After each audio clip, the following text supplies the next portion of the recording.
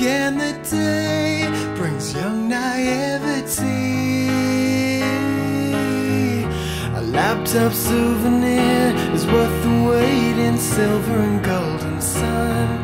You'll be home again, and I'll be home again. Mending my sleep, unboxing underwater, waddle on the wake, waking on the summer day. A summer day. And after all these years, forget about all the troubled times. And after all these years, forget about all the troubled times. And every father's pain casts a shadow over a broken son. You'll be whole again, and I'll be whole again. Munificent, artless anesthetic, playing like a scared, enthusiastic pawn. After all these years, forget about all the troubled times. And after all these years, forget about all the troubled times. The troubled time, all those years I was hurting to feel something more than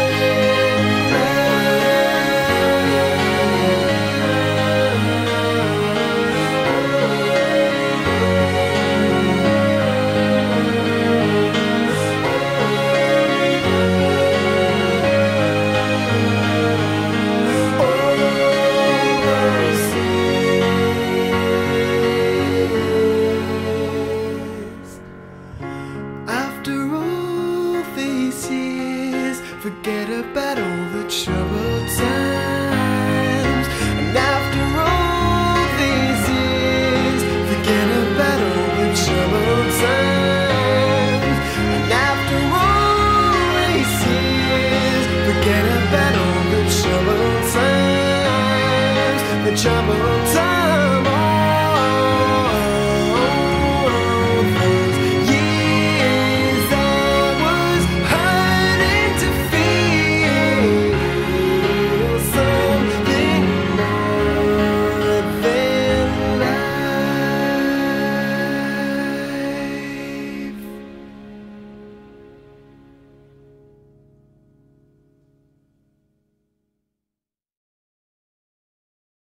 Across the night was the moon that stole my slumber. Across the night I fell in love with people sleeping.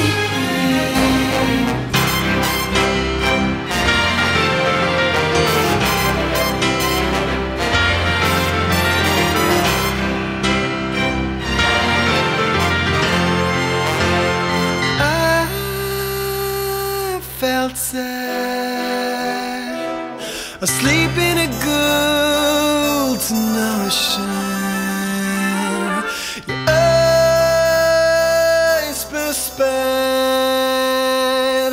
a spark in my fascination. I don't mean to make you cry, but these feelings run right through the night.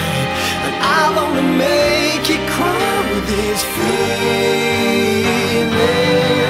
Across the night was the moon that stole my slumber.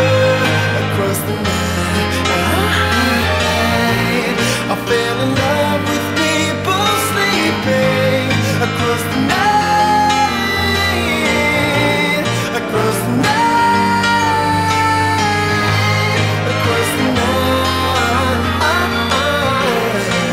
Demands athletic shoulders.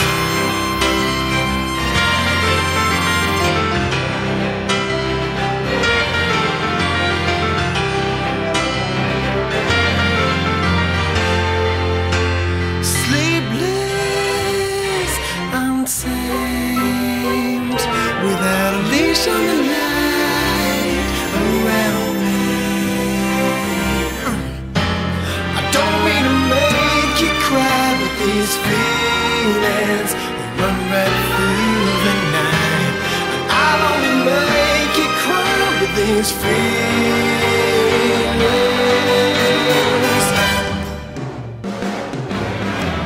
Across the night was the moon that stole my slumber.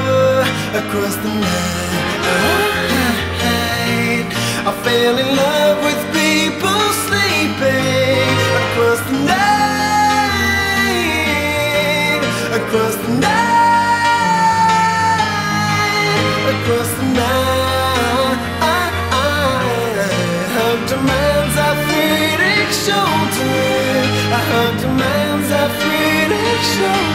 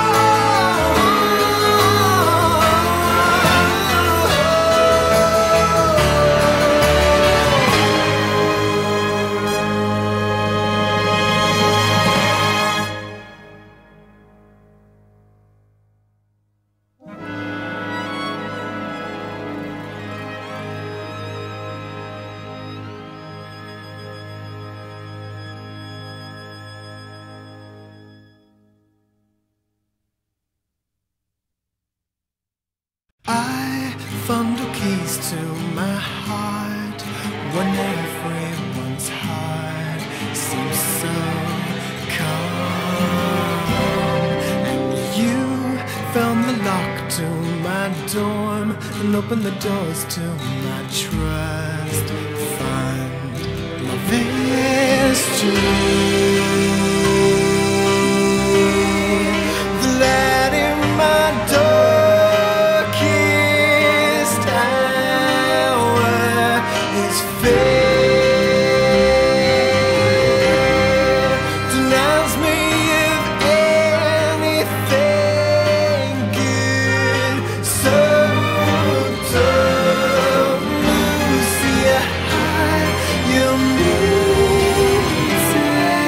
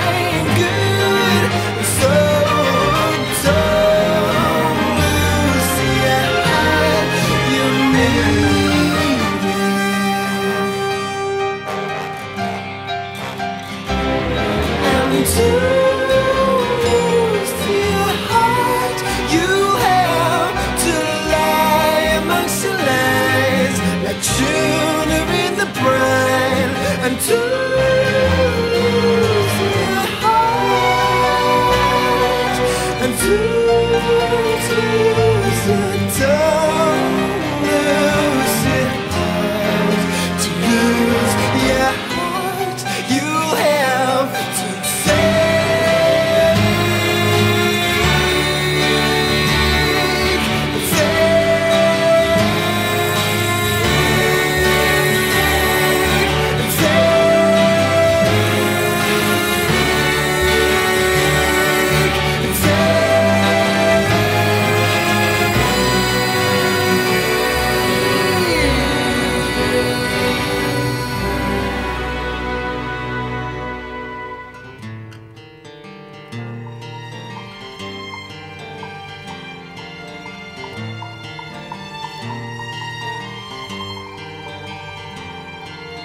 painting a lie, seeing the colors, but you seem closer to everything. Painting a lie, seeing the colors, but you seem closer to everything. Painting a lie, seeing the colors, but you seem closer to everything.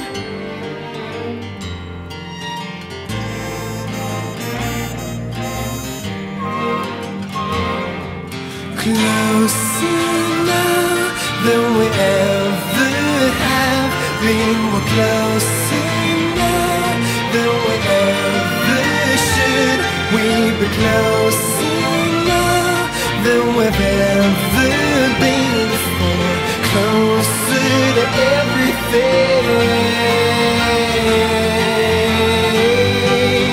Asking for change and changing everything. Feeble fables on changing things. It's my time to shine like a tulip in the brine. From my pregnant pores on changing.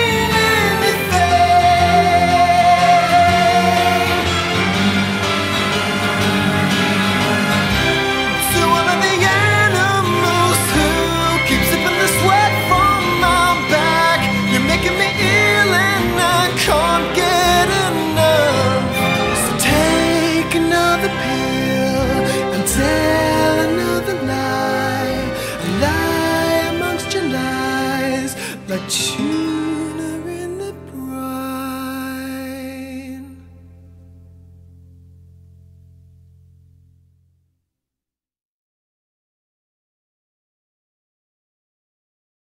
This is an interview with Silverchair's vocalist, songwriter and guitarist, Daniel Johns.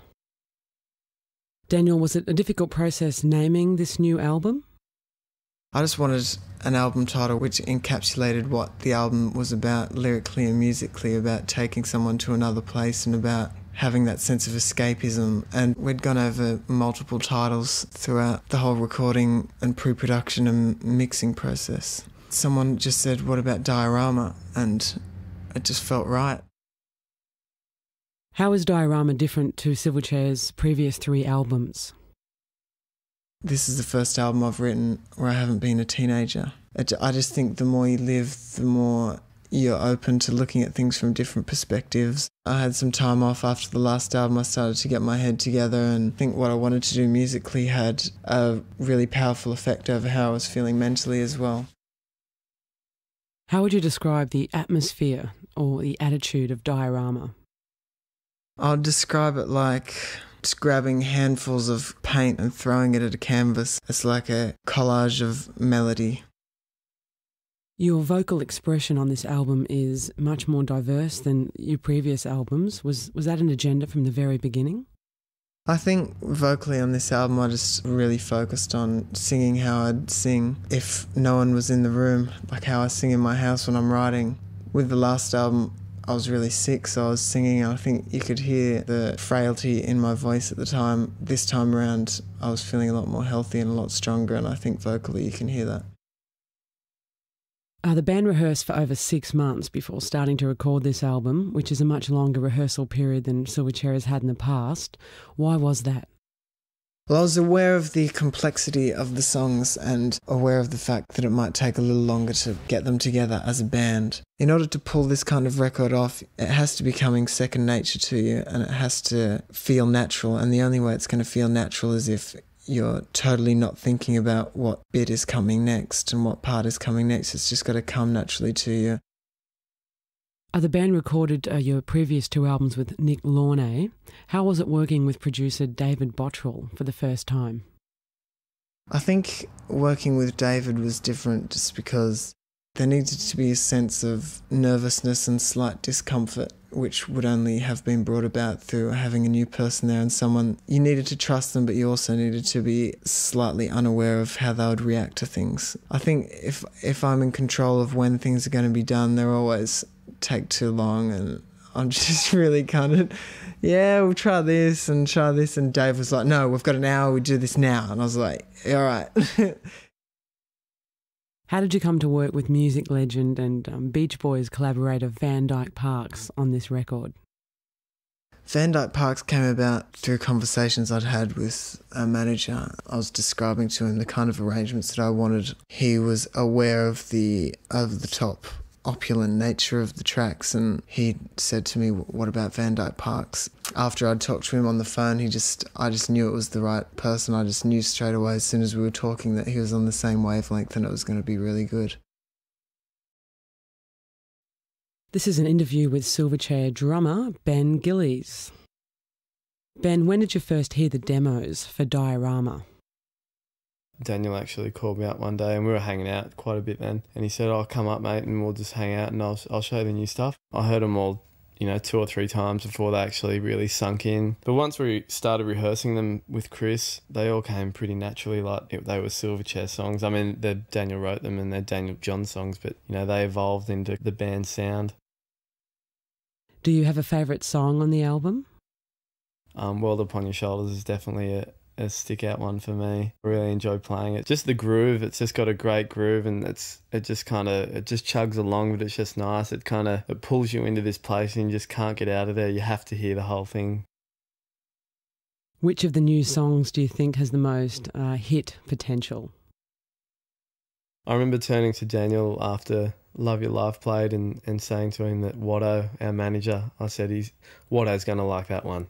I just picked that one straight up as the hit. I think it's a radio-friendly song, but it's like, it doesn't take away from the music. Like, it's still a really, really good song. What do you think is different about this album as compared to your previous 3 albums? The whole album, I think it appeals to a much broader age group than we have in the past. It appeals to the younger generation, teenagers and stuff, but also I think it appeals to 20, 30, 40, even 50-year-olds. Like, it just kind of opened up this whole new audience. Did you have to play drums differently on this album to accommodate the more varied, complex nature of the songs?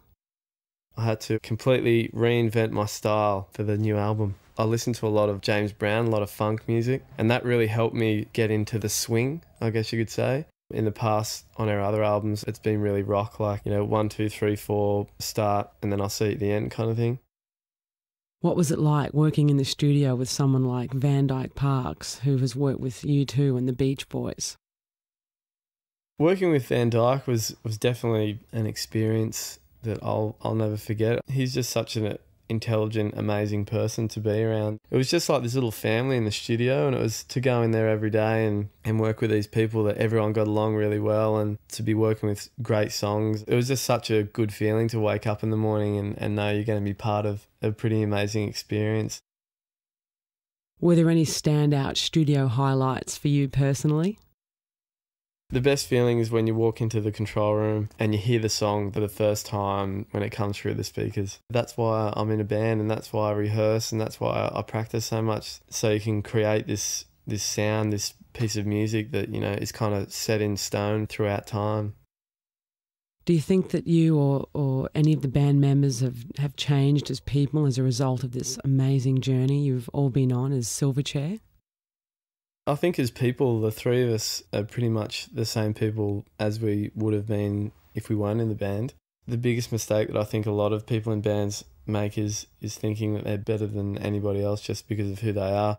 I always just think about my friends and my family and where I live, and it just brings you back to earth, really. Everyone's human and everyone just wants to be happy. That's the main aim, just be happy and have fun with it.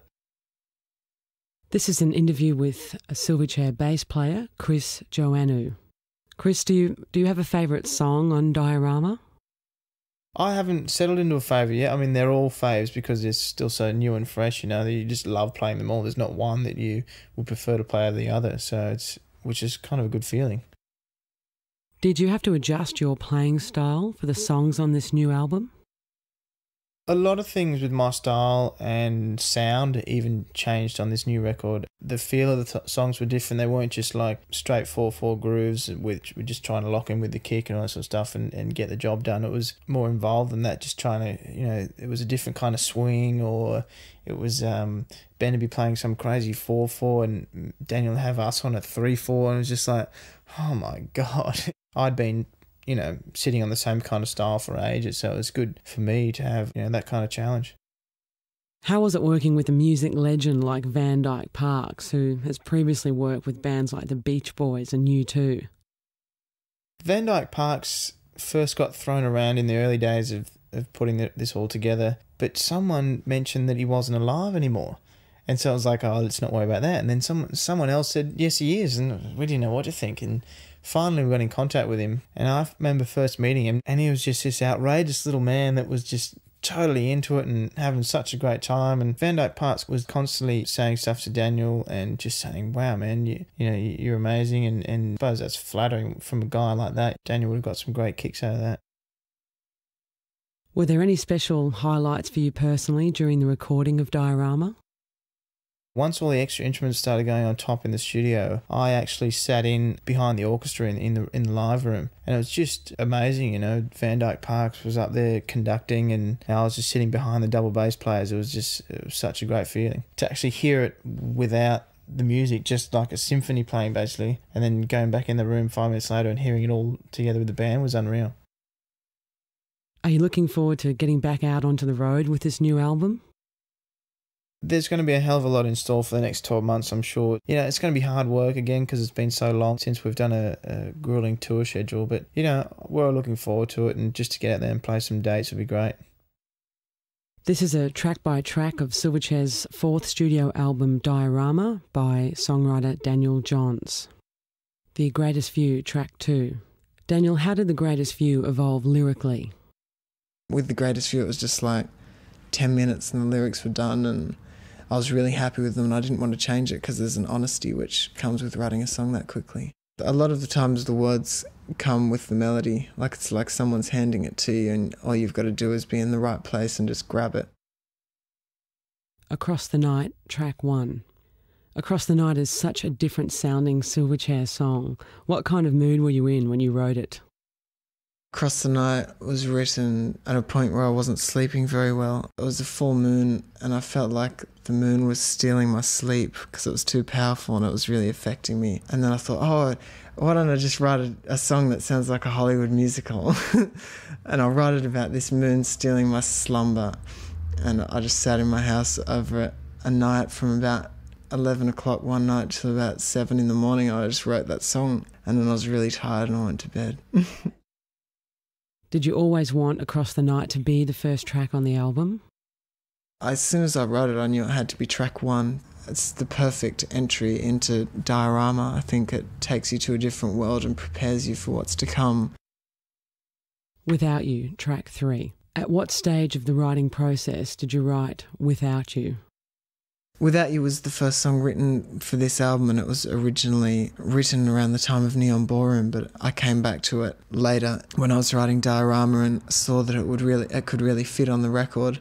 It's got elements of what Silverchair were and what Silverchair have become all in one track. You brighten my life like a polystyrene hat is quite an unusual lyric. What made you come up with that? When you're given a polystyrene hat at a children's birthday party, you're happy for like 3 seconds because you got this new hat, and then you realise it's just polystyrene and put it back, and it's really short term. One Way Mule and Lever, tracks 5 and 9. How would you musically compare songs like One Way Mule and Lever with the other songs on Diorama? With One Way Mule and Lever, they were both the songs for people who have always been into that groove, heavier aspect of what we did. Sometimes I just want to just write rock songs and not worry about having to do anything particularly different and do anything that's going to stimulate me. I just want to play something which I would have loved when I was 12 years old and stood in front of the mirror with a tennis racket and played the riff and thought, this just can't get any better. The same feeling that I felt when I first heard Deep Purple or Black Sabbath. They're the kind of feelings that I want people to get when they hear songs like One Way Mule and Lever. Just things that make you want to jump around your room and be crazy and have fun. Tuna in the Brine, track 6. Tuna in the Brine is probably the weirdest and most explorative song on the album. I mean, have you got a thing for tuna? The song's about exposing yourself and allowing yourself to shine, so I was trying to think of a suitable metaphor, and I was just sitting back thinking of what's really shiny and what is really well lubricated and looks really nice and packaged. Then I remembered opening a tuna can when I was little and being fascinated by how shiny the tuna were. Although I'm really serious about that song, and that's the song I'm most proud of on the record, there's also an element of humour in that song which I haven't really explored before. There are times where I know it's ridiculous, but I wanted to do it because it appealed to me. It's more an introduction to what I want to be doing in 10 years' time. Love Your Life, track 8. Love Your Life is probably the closest thing to a pop song you've ever written. How did it come about? I was just sitting at my piano one night, and before I know it, Love Your Life was a song, and it's not like I sat down and said, I'm going to try and write something which is more poppy and melodic and sweet than I've ever written. It just came out, and I sat back and listened to that song after I wrote it and couldn't believe that I just wrote it. In a way, I was really proud that I'd stretched that far, that I'd confused myself. But in another way, I was wondering whether I should go any further with it because it just seems so poppy to me. What's the meaning behind the lyric, "You don't know the truth and I love your life"? The "You don't know the truth and I love your life" lyric came about. It was actually after a therapy session I'd had. I was just discussing it with the therapist. It sounds so ridiculous, but I was discussing people who I thought were so unaware of the world and how things are working that they're so happy. I think people that are unaware of the truth sometimes can be happier. My Favourite Thing, track 10. My Favourite Thing sounds sweet and haunting at the same time. What's it about? It was about exploring that notion that death and love can be romantic. I guess I've just always had an obsession with love and an obsession with death, so I combined the two, and that's what came out. I don't know, I must have lit red candles that night or something. After All These Years, track 11. The last track on the album sounds reflective and hopeful. Is it the light at the end of the tunnel? Yeah, I think After All These Years it's the perfect closer to the record because it lands you somewhere peaceful and comfortable and tranquil. And if you look at the album as a journey, everything is strategically placed to make you feel like you've just been somewhere magical, and you end up at a place where you would never expect to end up on a Silverchair record. And I think that can only be a good thing.